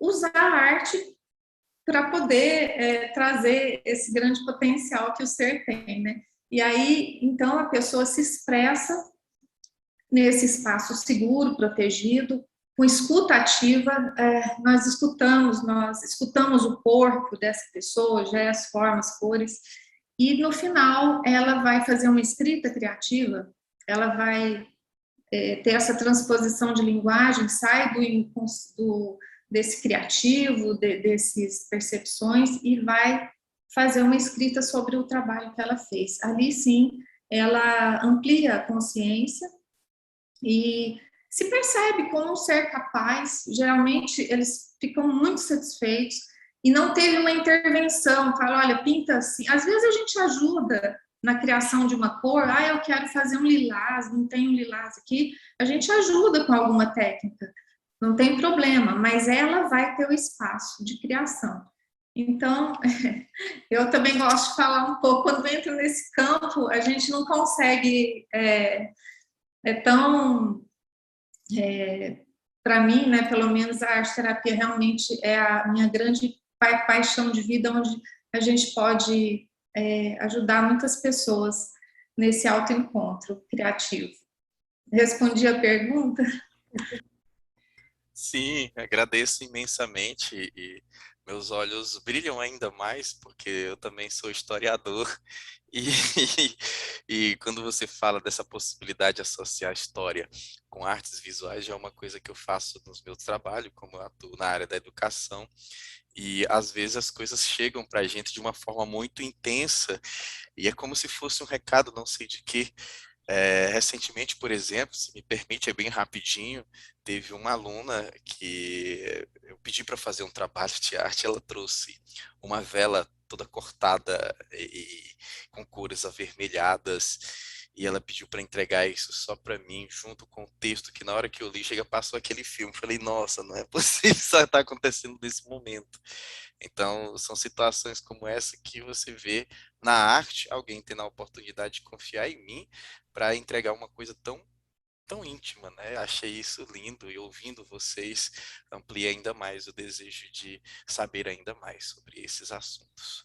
Muito obrigado. Obrigada, Evandro, pela sua participação. Gostaria aqui de agradecer também a presença de pessoas muito queridas, importante para nós, como a Maria Cristina Urutiguaray, né, e também Maria Augusta Pimenta, nossa querida. Gente, agora até levei um susto. Obrigada, Regina. Obrigada, Ana Cláudia, pelo convite. Tá? É sempre um prazer te ouvir, Claudinha. Obrigada, Regina, pela acolhida. Desculpe não ter entrado no momento, mas eu estou diretora do Instituto Jungiano aqui do Rio de Janeiro e nós tínhamos uma reunião em box só dos diretores por atritos entre diretores e só agora que eu consegui desvencilhar. Então, me desculpe ter entrado tão atrasado. Enfim, mas é um prazer estar aqui e poder compartilhar. Adoro os trabalhos da Ana Cláudia. Rosa, a Flora também. Há quanto tempo não te vejo, querida? A gente se acompanha em Facebook, né? E Instagram. Que delícia estar com você. Estou até emocionada, fiquei arrepiada agora. Ai, obrigada. Diz, que bom que você pode entrar, né? Eu falei do seu nome, que eu fundamentei, né, os meus trabalhos nas obras, né, da Maria Cristina Urutigaray, que tem vários livros sobre arte-terapia. Ela é uma grande arte-terapeuta aí de muitos anos também, lá do Rio de Janeiro, junto com o Paulo. É uma honra para nós você estar aqui conosco. Que bom. A honra é minha. A honra é toda minha. Referência no nosso curso, tá? Em várias disciplinas, né? Utilizamos como base. Nossas professoras. Então, exato, nossas professoras. E eu também tenho, assim, tem vários alunos, né, de outros cursos, de cursos que eu já dei, atual, que estão saindo. Então, tendo a oportunidade de saber quem são as pessoas que eles estão lendo os livros. E isso é muito importante. Os autores, né? Eu acho isso muito legal mesmo. E gostoso, e que dá mais prazer, e incentiva mais ainda querer aprender, conhecer mais. Com né? certeza, com certeza. Então, como eu falei, seria uma tarde muito boa, muito gostosa, eu acho que isso se cumpriu, né? Estamos já há 2 horas nesse bate-papo bem gostoso, né? Dá vontade de ficar muito mais, mas tem a questão da hora, né? E com muitos compromissos, né? A gente agradece a participação de todos, né? Enfatizando aí que o curso do Instituto Saber, ele segue, né? Como já foi falado, né? As normativas postas pelo BAT, trazendo as disciplinas de referência, onde pessoas como a Maria Cristina, a Ana Cláudia e todos os outros citados aqui, né, a Jaqueline e Flora, né, participam, né, e são referências, né, de propostas de trabalho, né, seguindo, então, disciplinas que contemplam essa discussão da arte-terapia em educação e saúde, trazendo toda a introdução, o panorama geral, com as questões de campos de atuação, né, com a base em Jungiana, tá, Maria Cristina? Nosso curso, ele segue a linha junguiana, né, que não poderia ser diferente, né? Trazendo, então, os fundamentos e os princípios básicos, né, da psicologia analítica, e a sua relação com a arte-terapia, né, a arte-terapia e os fundamentos, né, psicológicos e psicossociais, né, a gente divide essa proposta em 2 disciplinas, né, para abrir essas discussões sobre a teoria analítica, propostas terapêuticas, a questão de ética, postura do profissional, né, também como na 2 a gente traz os ciclos, né, do desenvolvimento humano, para a gente compreender como a arte-terapia pode favorecer, né, então todas essas pessoas, diferente do cicletário que se encontram, né, e com as suas peculiaridades, né, a contexto da educação, no contexto da saúde, que são amplos, né, são janelas, como a gente falou, cada uma dessa que você abre, são 1000 possibilidades, né, olha quanta produção científica que a Ana Cláudia traz, né, no contexto da saúde, mas como ela falou, pode ser adequado e adaptado para outros diferentes contextos, né, os processos criativos, né, a importância dos materiais, como a Jaqueline colocou, né, onde cada material tem função e propriedades terapêuticas, né, diante de cada proposta, de contexto e necessidades, né, do sujeito, que é isso que vai determinar, né, sempre tendo no centro, né, das propostas de trabalho, né, as tecnologias digitais, né, aplicadas à arte-terapia, né, não podemos mais ignorar a existência e a possibilidade do atendimento online, né, já acontece há mais de 20 anos em outros países, né, e a gente agora tem se apropriado dessa proposta, né, como responsabilidade de atuação profissional, né? A questão também da psicopatologia, né? A Ana Cláudia trouxe, né, essa visão da importância de a gente compreender as questões da dor, as questões do adoecimento, né? Então, o curso, ele traz também essa proposta de discussão para ter um melhor entendimento, né? A questão do corpo, né, que a gente tem que enxergar o sujeito como inteiro, não é um pedaço, é um sujeito que é composto de emoção, que é social, que é cognitivo, né, e tem uma estrutura aqui para o aqui e o agora, né, e várias vivências, né, contemplando e aprofundando, então, os conhecimentos sobre o uso, como tão foi falado hoje aqui, né, do desenho, da pintura, da colagem, da gravura, né, dos contos, dos mitos, das fábulas, das escritas criativas, né, dos jogos cênicos, né, e muito mais. Então, como foi também já colocado aqui, a Kátia colocou bem, né, que a arte-terapia, antes de qualquer coisa, quem faz a formação, ele vivencia e experiencia situações, né, que faz muitas vezes um divisor de águas, né, o antes e o depois da formação em arte-terapia, né, esse olhar e essa escuta, né, que se apresenta de forma bem diferenciada, né, que a arte vai nos proporcionar, né. Então, assim, no mais, se não houver alguém tiver nenhuma questão, nenhuma pergunta, a gente agradece muito a presença de todos, que é uma honra estar aqui nessa tarde de hoje com vocês, participando desse bate-papo tão gostoso. Queria ficar muito, muito, muito mais. Mas vamos criar outros espaços, outros momentos, então, né? Regina, podemos tirar uma foto? Sim, vamos lá, pessoal? Quem puder abrir aí a janelinha. Vamos guardar esse momento. Obrigada. Para a gente postar e fazer propaganda. Junto Isso. com o endereço, né? Do link.